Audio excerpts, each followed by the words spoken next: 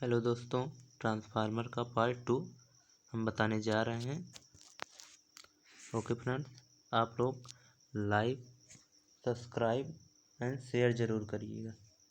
Okay friends,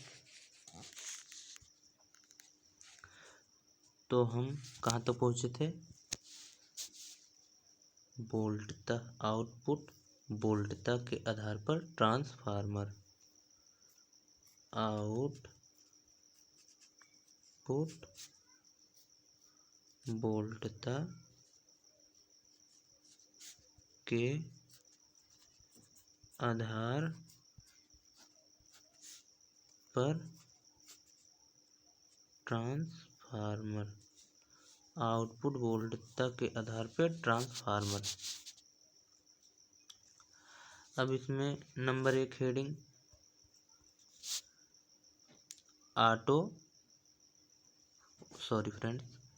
step up transformer. इसमें number 1 की heading step up transformer. Step up transformer. Step up transformer किसे कहते हैं? पहले हम फिगर बना लेंगे तो हमें अच्छे से समझ में आएगा।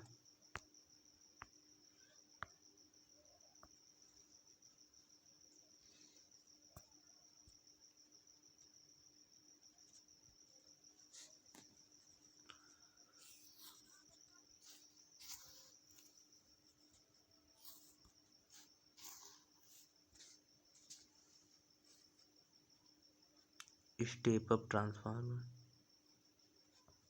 जिस ट्रांसफार्मर में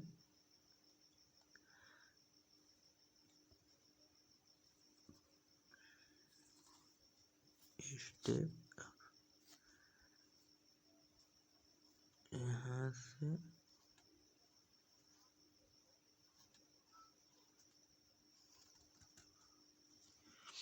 जिस ट्रांसफार्मर में मोटे तार के कम टर्न, प्राथमिक कुंडली में मोटे तार के कम टर्न हो और द्वितीयक वाइंडिंग में या दूसरी ओर पतले तार के अधिक टर्न हो, तो वह हमारा स्टेप अप ट्रांसफार्मर होगा। वह हमारा स्टेप अप ट्रांसफार्मर होगा। सिंगल फेज है, single phase AC। N1 N2, N जो है टर्नों की संख्या है। इस प्रकार के परिणाम मित्र इनपुट वोल्टता को बढ़ाकर अधिक आउटपुट वोल्टता प्रदान करते हैं। जो है, अगर हम पहले कुंडली में कम वोल्टेज देते हैं तो दूसरे साइड में हमारा यह वोल्टेज बढ़ा देगा। स्टेप अप ट्रांसफार्मर होता है। उच्चायक ट्रांसफार्मर में फेरों की संख्या प्राथमिक कुंडली की तुलना में द्वितीयक कुंडली में ज़्यादा टर्न होती है। अभी हमने बताया आपको प्राथमिक की अपेक्षा द्वितीयक कुंडली में अधिक टर्न होती हैं। N2 बड़ा है N1 से, मतलब द्वितीयक कुंडली में हमारा टर्नों की संख्या ज़्यादा है किसकी अपेक्षा? पहले कुंडली की।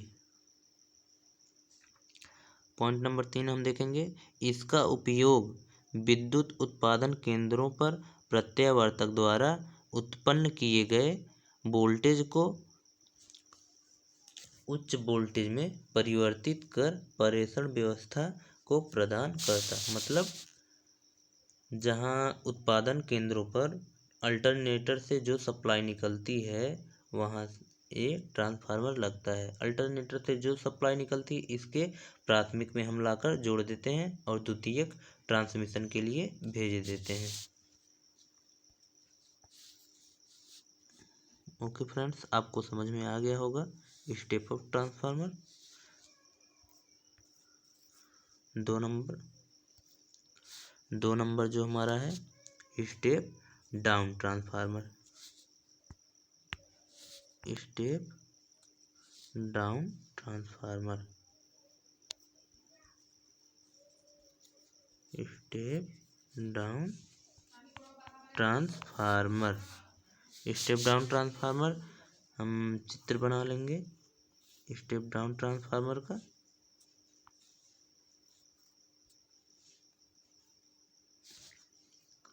पहले कुंडली में पतले तार के अधिक टर्न और दूसरी कुंडली में मोटे तार के कम टर्न।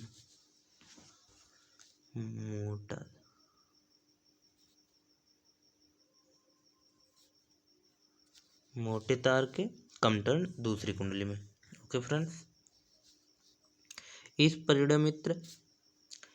परिणामित्र में इनपुट वोल्टता को घटाकर कम आउटपुट वोल्टता प्रदान करते हैं।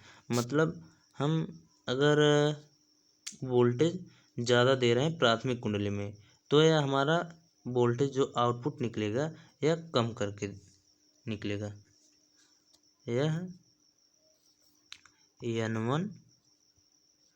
N1 बड़ा है N2 से। प्राथमिक में ज़्यादा टर्न रहेंगे और द्वितीयक में कम टर्न रहेंगे। इस ट्रांसफार्मर का उपयोग हम विद्युत वितरण व्यवस्था में करते हैं। अब नंबर 2 देखेंगे, कोर टाइप ट्रांसफार्मर। कोर संरचना के आधार पर ट्रांसफार्मर, कोर संरचना के आधार पर ट्रांसफार्मर, संरचना के आधार पर ट्रांसफार्मर। इसमें heading number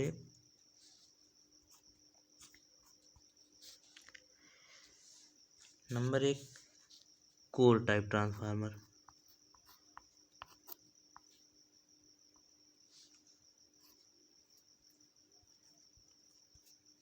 core type transformer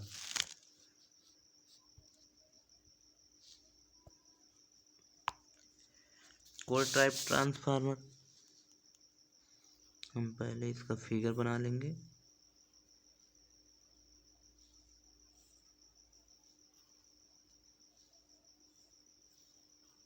ये सभी कोर लगे हुए हैं।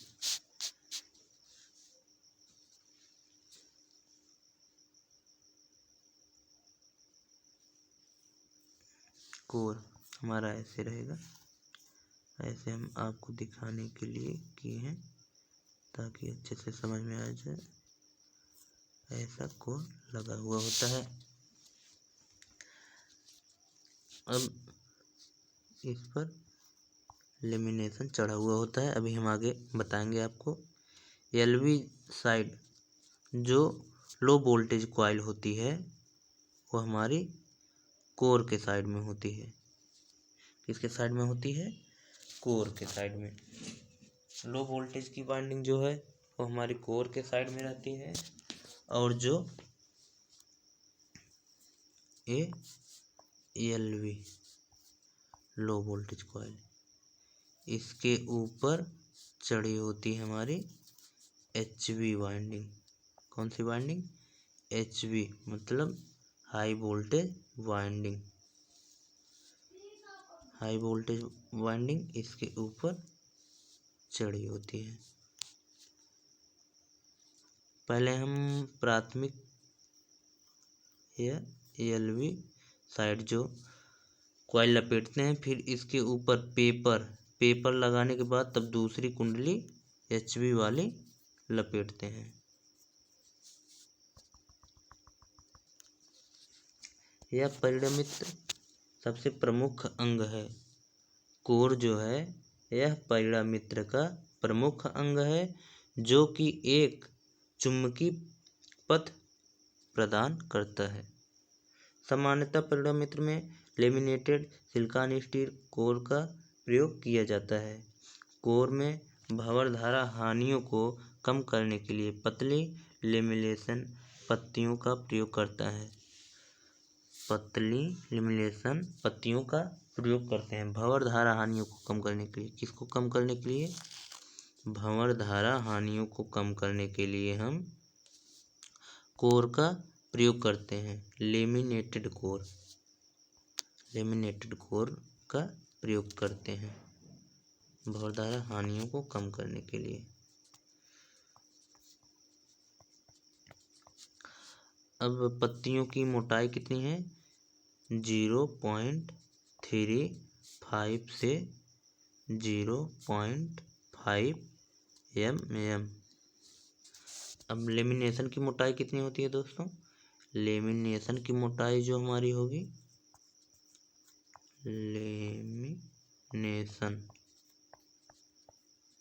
लेमिनेशन की मोटाई होगी 0.005 mm। यह है लेमिनेशन की मोटाई।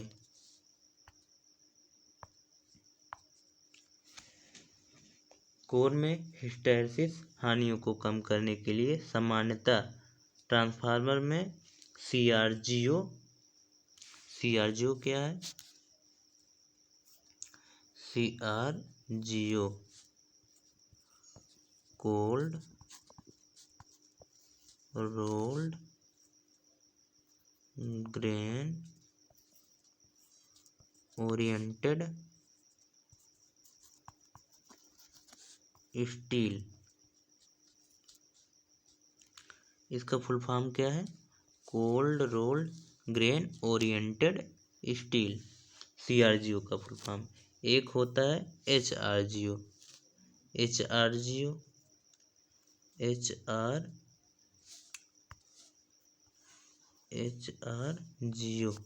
इसका फुल फॉर्म क्या है? Hard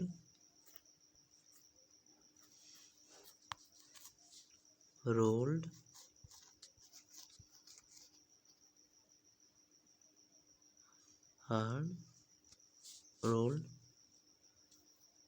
grain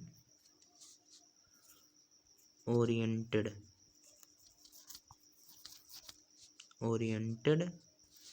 steel. Hard roll gold oriented steel HRGO का फुल फॉर्म है। क्रोड की संरचना के आधार पर मुख्यतः ट्रांसफार्मर निम्न प्रकार के होते हैं। Number 1 core type transformer, number 2 shell type transformer, number 3 berry type transformer.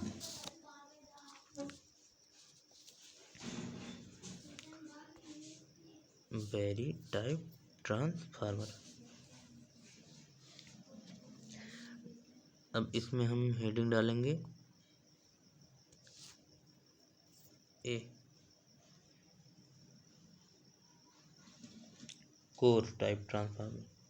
Core प्रकार के ट्रांसफार्मर में क्या होता है हम देखेंगे। कोर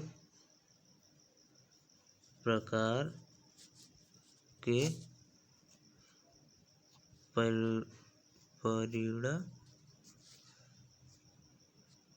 परिणामित्र,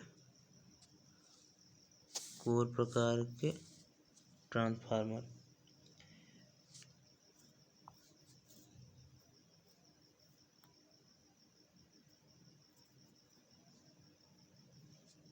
ऐसे इसमें बाइंडिंग हुई होती है और ये हमारे उपयोगी फ्लक्स हैं। उपयोगी फ्लक्स हमारे ए हैं। इसमें सामान्यतः L, U तथा I पटलों का प्रयोग किया जाता है। जो पत्तियां होती हैं कोर की CRGO की लेमिनेटेड की हुई, वह सामान्यतः L, U, I। इसमें कोर टाइप में 3 सिलिकॉन स्टील की पत्तियां प्रयोग करके बनाई जाती हैं। इसमें 2 लिम्ब तथा 1 फ्लक्स पथ होता है। इस ट्रांसफार्मर में दो लिम्ब, लिम्ब का मतलब ये जो है लिम्ब हैं दोनों हमारे, और फ्लक्स प्रवाह के मार्ग एक हैं, एक ही मार्ग है फ्लक्स प्रवाह का। इसमें चुंबकीय लीकेज का मान अधिक होता है क्योंकि इसमें कोर वाइंडिंग से ढकी होती है। जो हमारा कोर है, कोर वाइंडिंग से ढकी हुई होती है। देखिए ये जो हमारा कोर है वाइंडिंग से ढका हुआ है। हम दिखा रहे हैं, आप कलर चेंज करके। जो हमारा ए हो गया कोर बाइंडिंग से ढका हुआ है। इस कोर की दोनों भुजाओं पर प्राथमिक वाइंडिंग तथा उसके ऊपर द्वितीयक वाइंडिंग स्थापित की जाती है। निम्न वोल्टता वाइंडिंग को स्टील कोर के पास और उच्च वोल्टता वाइंडिंग को कोर के बाहरी तरफ विद्युत रोधन के मात्रा को कम करने के लिए लगाते हैं। विद्युत जो एलवी साइड है, हमने आपको पहले ही बता दिया था। एलवी मतलब लो वोल्टेज की जो कॉइल है, कोर के नज़दीक उसके ऊपर पेपर लपेट कर दूसरी वाइंडिंग स्थापित कर देते हैं। इस प्रकार के संयोजन में कॉपर हानि अधिक होती है तथा आयरन लॉस कम होता है। इस प्रकार के परिणामित्र उच्च वोल्टता पर निम्न आउटपुट शक्ति प्रदान करने के लिए लाए जाते हैं। Number 2, shell type transformer. आपको कोर टाइप ट्रांसफार्मर समझ में आ गया होगा। सेल टाइप ट्रांसफार्मर, इसका हम फिगर बना लेंगे। ये हो गया सेल टाइप ट्रांसफार्मर। इसमें जो है हमारा साइड लिम्ब सेंटर लिम्ब के जो सेंटर लिम्ब है हमारा, ए सेंटर लिम्ब हो गया, सेंटर लिम्ब साइड लिम्ब के 2 गुना होता है। इसमें फ्लक्स प्रवाह के मार्ग 2 होते हैं। इसमें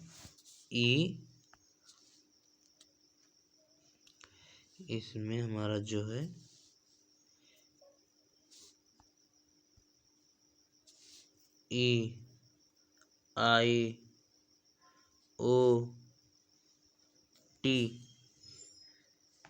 EIOTU पत्तियों का प्रयोग करके बनाया जाता है सेल टाइप ट्रांसफार्मर।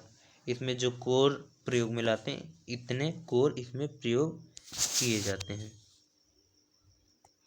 इतने कोर इसमें प्रयोग किए जाते हैं।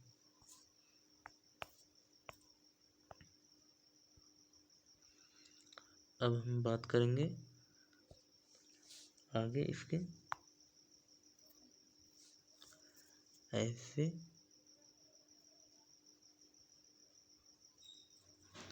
जो सेंटर लिम्ब साइड लिम्ब के 2 गुना है। इसमें बाइंडिंग हमारी ऐसे हुई होगी, यहाँ से बाहर ले लेंगे, यहाँ से बाहर ले लेंगे।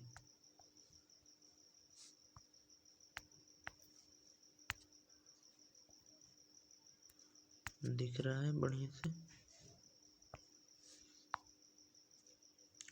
ये हमारे हो जाएंगे फ्लक्स प्रवाह के मार्ग।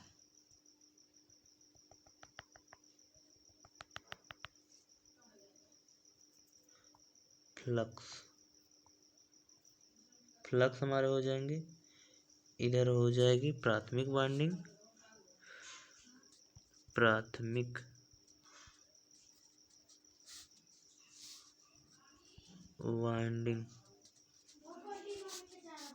यहाँ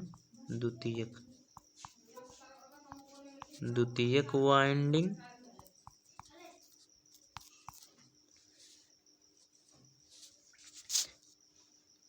इसमें चुंबकीय पथों की संख्या 2 होती है।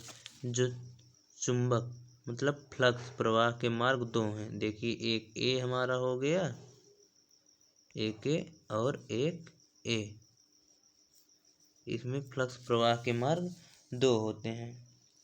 इसमें वाइंडिंग मध्य लिम्ब पर स्थापित की जाती है, जो कि कोर द्वारा ढकी रहती है। इस प्रकार के संयोजन में वाइंडिंग कोर द्वारा ढकी रहने के कारण लीकेज फ्लक्स का मान कम रहता है, परंतु कोई दोष उत्पन्न हो जाने की स्थिति में दोष का निदान करना भी कठिन होता है। इसका मतलब है इसमें जो हमारा फ्लक्स होगा ज़्यादा से ज़्यादा कटेगा। इसमें जो है लीकेज फ्लक्स बहुत कम होगा और उपयोगी फ्लक्स हमारा ज़्यादा होगा। जब हमारा कोर बाइंडिंग को ढका रहेगा तो कम से कम लीकेज फ्लक्स उत्पन्न होंगे और उपयोगी फ्लक्स ज़्यादा से ज़्यादा कटेगा। Okay friends,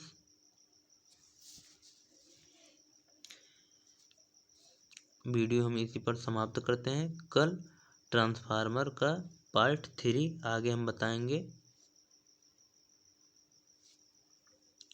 bye friends, video को ज़्यादा से ज़्यादा लाइक एंड सब्सक्राइब शेयर करिएगा। धन्यवाद।